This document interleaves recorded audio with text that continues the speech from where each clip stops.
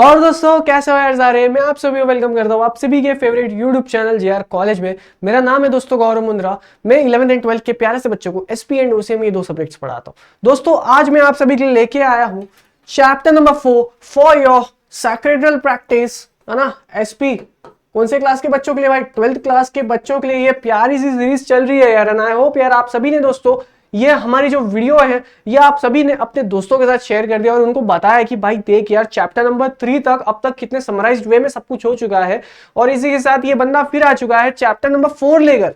तो let's begin guys, है ना। वीडियो को लाइक करना है, शेयर करना है, सब्सक्राइब करना है। आई होप आप सभी ने अब तक कर दिया है, ऐसी मैं उम्मीद करता हूं। ठीक है, ये स्लाइड मैंने इसलिए बनाया क्योंकि मैं बताऊं दोस्तों अब तक हमने चैप्टर नंबर 1 2 3 किया है एंड उसके बाद ही आप चैप्टर नंबर 4 में जंप कीजिएगा क्योंकि chapter number 4 and chapter number 5 totally depends upon your chapter number 2 की क्लैरिटी।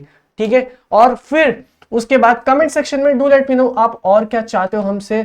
जनवरी तक हम दोनों को मिलकर आग लगानी है और ये है आपके प्यारे से भाई का इंस्टाग्राम। इस बार अपना टारगेट है भाई 5K क्रॉस करना है अपने को। ठीक है, ये बोर्ड एग्जामिनेशन एंड होने तक अपने को बच्चों का प्यार लेना है, कैसे भी करके ग्रैब करना है, 5000 क्रॉस करना है। क्या आप सब मेरे साथ दोगे इसमें? तो please do let me no. और ऐसा नहीं है कि यार मैं अपने स्टूडेंट्स को फॉलो नहीं करता हूँ, भाई मैं भी करता हूँ। चलो दोस्तों ये था बकवास, आज का इस चैप्टर को स्टार्ट करते हैं। Let's begin and let's go. ये 15 मिनट्स मैक्सिमम चैप्टर में टेंशन होता है तुमको ये कैसे करे आओ भाई कराता हूँ। आओ समझे, ये चैप्टर में आपको ना डिबेंचर्स क्या होता है उस पे नहीं दिया है। ये चैप्टर में आपको दिया है कि डिबेंचर्स मार्केट में आता कैसा है भाई। इशू ऑफ डिबेंचर्स, ठीक है, चैप्टर का नाम issue of debentures. Now you have already studied about debentures in your chapter number 2। This chapter talks about how a company can issue a debenture. एक कंपनी कैसे डिबेंचर इशू कर सकती है market में, बस मीनिंग समझ में आया सेकंड चैप्टर में। इतना समझा कि डिबेंचर जो वो एक क्रेडिटर होता है ना, क्रेडिटर, ये क्रेडिट इनकम है। कंपनी क्या करती है, अगर कंपनी को पैसा चाहिए, कंपनी अपना ओनरशिप देना चाहती, कंपनी लोन का एक फॉर्म एक लोन के फॉर्म से पैसे रेज करना चाहती है। One of the source is debenture. तो ये जो सोर्स है, जो वन ऑफ द सोर्स है डिबेंचर, आइए समझते हैं उसका प्रोविजन क्या है। Which has been provided under the Companies Act. Exam में क्वेश्चन आता है कि provision for issue of debentures. बच्चा बस कुछ बिना कुछ देखे सीधे लिखना स्टार्ट कर देता है, बट यहाँ पे दिखना एज पर कंपनीज एक्ट लिखा है, एज पर सेबी लिखा है या क्या लिखा है। More over points companies act में ज्यादा है और वो सेबी का भी कवर करता ही है, बट सेबी में एक पॉइंट डिफरेंट है, बाकी सब कुछ सेम है ना। तो सेबी का आप खुद से कर सकते हो अगर आपको कंपनीज एक्ट समझ में आ जाएगा। तो कंपनीज एक्ट बेसिकली वो बेस होता है किसी भी टॉपिक का, अगर आपको वो समझ में आ सकता है फिर आप कुछ भी चीजें इंटरप्रेट कर सकते हो। लेकिन टेंशन मत लो, इसमें ही सब मोस्टली कवर हो जाएगा। तो एग्जाम में ये क्वेश्चन आता है काफी बारी कि प्रोविजन बताओ डिबेंचर्स का, जो मतलब टर्म्स ऐसा क्या लिखा है कंपनीज एक्ट में कि एक कंपनी कैसे इशू कर सकती है, उसका प्रोविजन बताओ। तो देखो पहला, नो वोटिंग राइट्स। ये क्रेडिटर है, इनके पास कोई भी वोटिंग राइट नहीं है ना। ये कंपनी को नहीं चलाते, कंपनी इक्विटी शेयर्स चलाते हैं, इक्विटी शेयर होल्डर चलाते हैं। इनको काम है सिर्फ पैसा देना, पैसा दिया कंपनी को, चलो भाई कट लो, तुम्हें अपना payment of principal amount and interest मिल जाएगा, उससे ज्यादा तुम बिजनेस में दखल अंदाजी नहीं कर सकते। No voting right. Types of debentures, ये तो तुम सब एक्सपर्ट हो चुके हैं अभी, है ना। आई होप सबको आता है। सिक्योर्ड, अनसिक्योर्ड, बेरर, रजिस्टर्ड, ये सब सेकंड चैप्टर में सिखा है, मुझे पता आप सभी को आता है।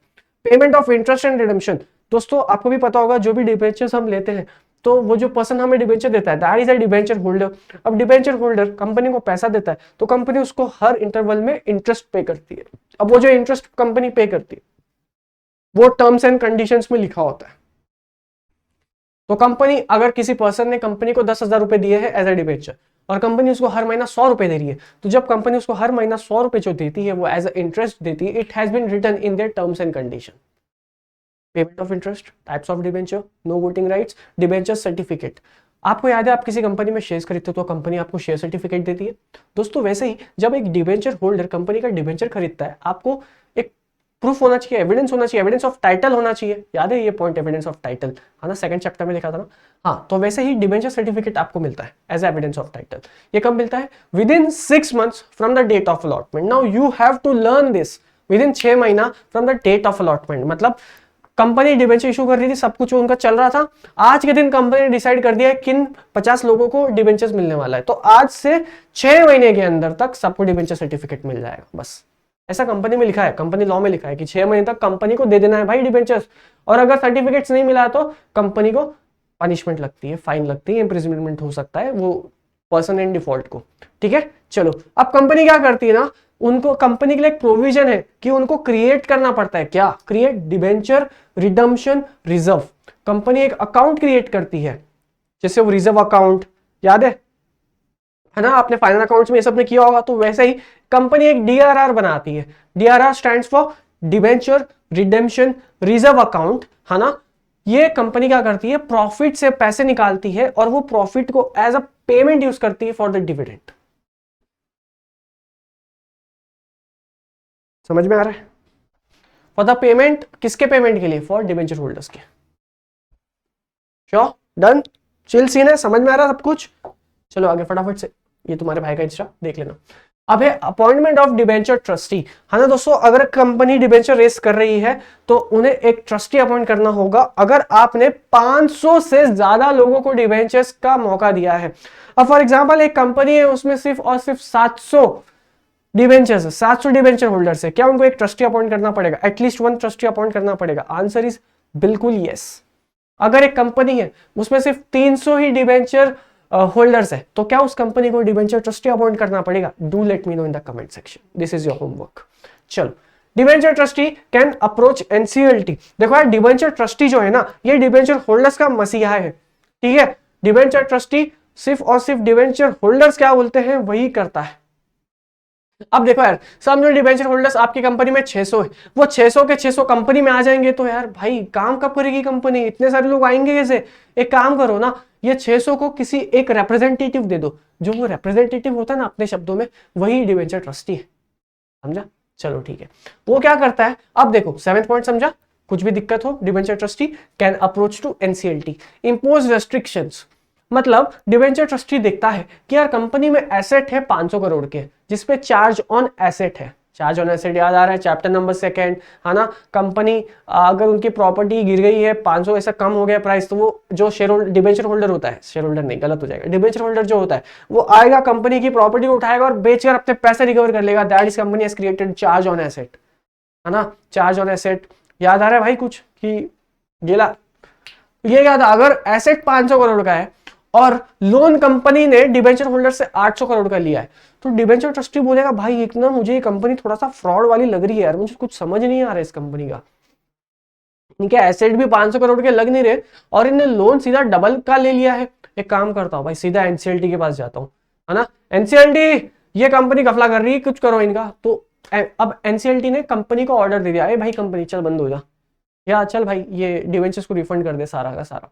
तो एनसीएलटी कुछ ऐसे रिस्ट्रिक्शंस लगा सकती है, तो that's why it's impose restrictions. And the last is punishment. अगर आप कंपनीज एक्ट के जो कोई भी प्रोविजंस में अगर आप इसको फॉलो नहीं करते हो, तो जो कंपनी है उस पर फाइन लगेगा। कंपनी के जो ऑफिसर्स इन डिफॉल्ट है, डायरेक्टर्स है, उस पर फाइन लगेगा, या तो उनको उठा के जेल में डाल दिया जाएगा या फिर आप पे दोनों हो सकता है।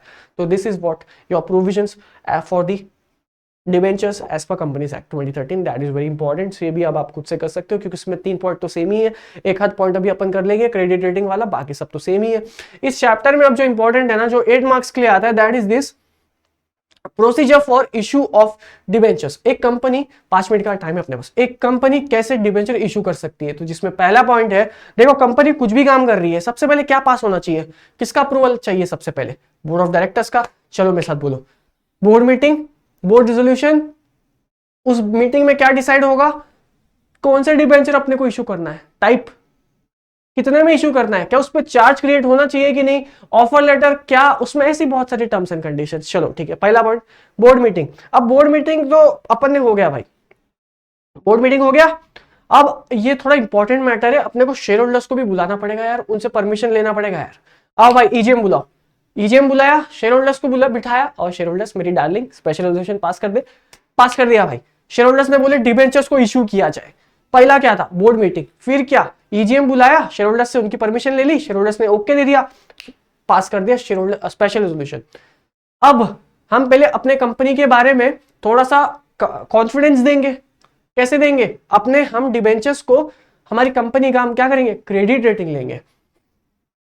हमने क्या करा दोस्तों, फिर क्रेडिट रेटिंग कराया हमारा, क्रिसिल, है ना, ऐसे बहुत सारी ये क्रेडिट रेटिंग करते हैं। ये आपके कंपनी का आपने वो आपका सिविल स्कोर याद है कि जैसे जिसको लोन लेता है आप अगर रीपेमेंट नहीं करते हो तो उस पर्सन का सिविल स्कोर गिर जाता है, फिर उसको बैंक वगैरह लोन नहीं देती। तो ऐसा ही कुछ कंपनी का भी एक स्कोर होता है जो कि क्रेडिट रेटिंग होता है। अगर कंपनी लोगों से पैसा ले रही है और उनको अगर टाइमली पेमेंट नहीं करती है तो उनकी क्रेडिट रेटिंग थोड़ी सी कम होती है, बट अगर टाइमली पेमेंट करती रहेगी तो ऑब्वियसली वो क्रेडिट रेटिंग अच्छी होगी। तो आपको एक क्रेडिट रेटिंग ले लेनी है।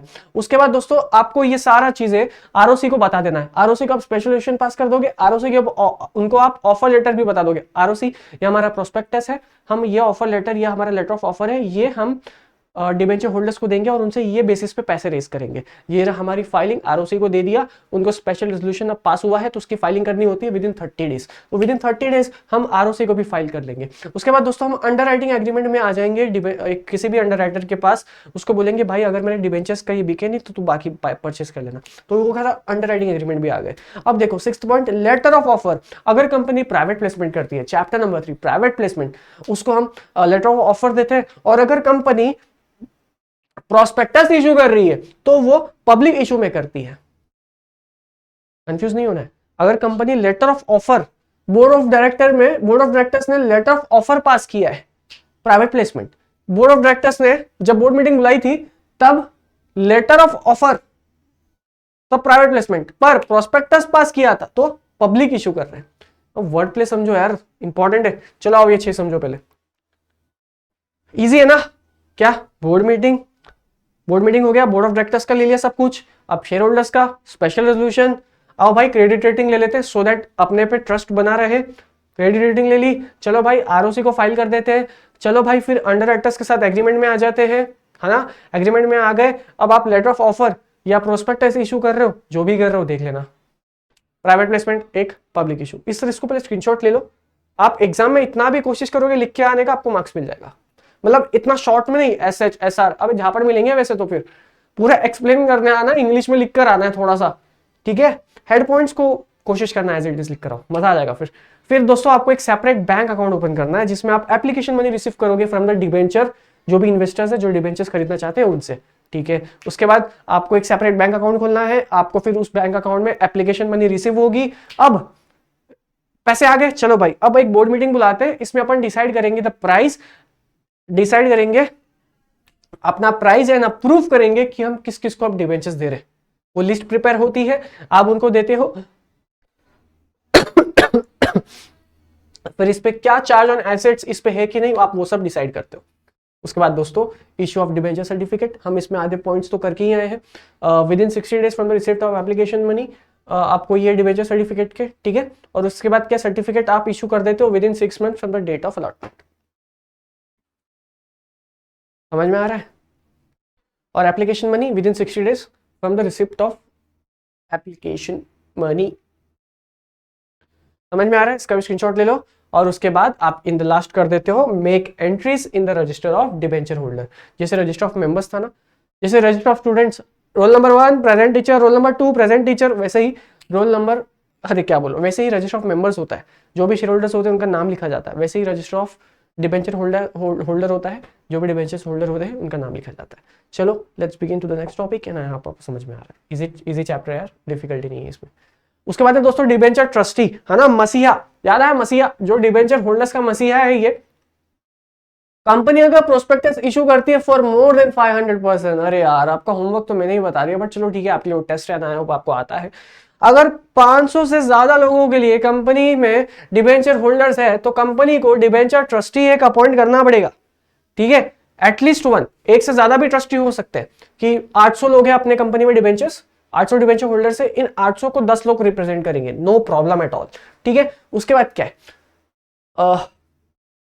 उसके बाद देखो यहाँ पे company secured debenture must appoint debenture trustee. अगर कंपनी ने सिक्योर्ड डिबेंचर्स इशू किया ना, सिक्योर्ड डिबेंचर्स वाले, तब तो आपके पास डिबेंचर ट्रस्टी होना ही चाहिए, irrespective of the numbers of people you have, like debenture holders you have. अब फॉर एग्जांपल कंपनी ने इशू किया है सिक्योर्ड डिबेंचर, आपके कंपनी में आप 10 ही डिबेंचर होल्डर्स हो, कोई बात नहीं भाई, सिक्योर्ड है ना, चल चुपचाप ट्रस्टी अपॉइंट कर। समझ में आया? चलो भाई आगे कंपनी, हाँ ये हो गया। अब उसके बाद दोस्तों डिबेंचर ट्रस्टी कैसा होता है?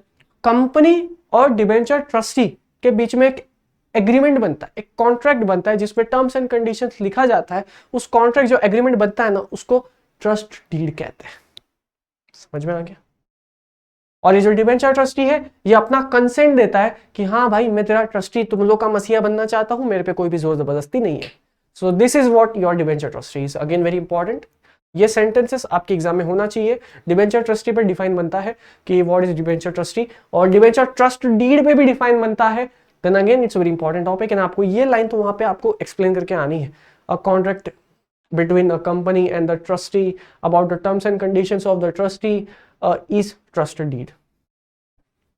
एंड इसी के साथ चैप्टर नंबर 4 यहाँ पे ही हम एंड करते हैं। And I hope chapter number 4 में आपको कोई भी दिक्कत नहीं आएगी। ठीक है दोस्तों, चलो यार इस वीडियो को यहाँ पे एंड करते हैं। अब यार डिबेंचर्स का टॉपिक आपने समझ लिया है, चैप्टर नंबर 2 15 मिनट्स में हमने चैप्टर नंबर 4 को एंड कर दिया है।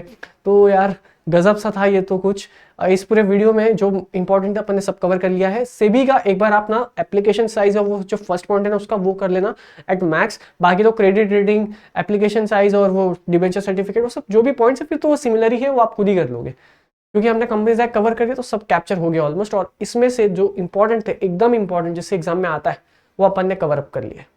तो चलो दोस्तों, मिलता हूं आप सभी से अगली ही वीडियो में। अगली वीडियो में लेकर आऊंगा deposit chapter number 5। Bye bye, पढ़ाई करो भाई, लाइक करना है भाई, शेयर सब्सक्राइब, ये तुम्हारा भाई का, ये भाई तुम लोग करते नहीं हो यार, मेरे को निकाल देंगे वो लोग फिर जॉब से। ऐसा मत करो यार, प्लीज रिक्वेस्ट। चलो भाइयों, मिलता हूं।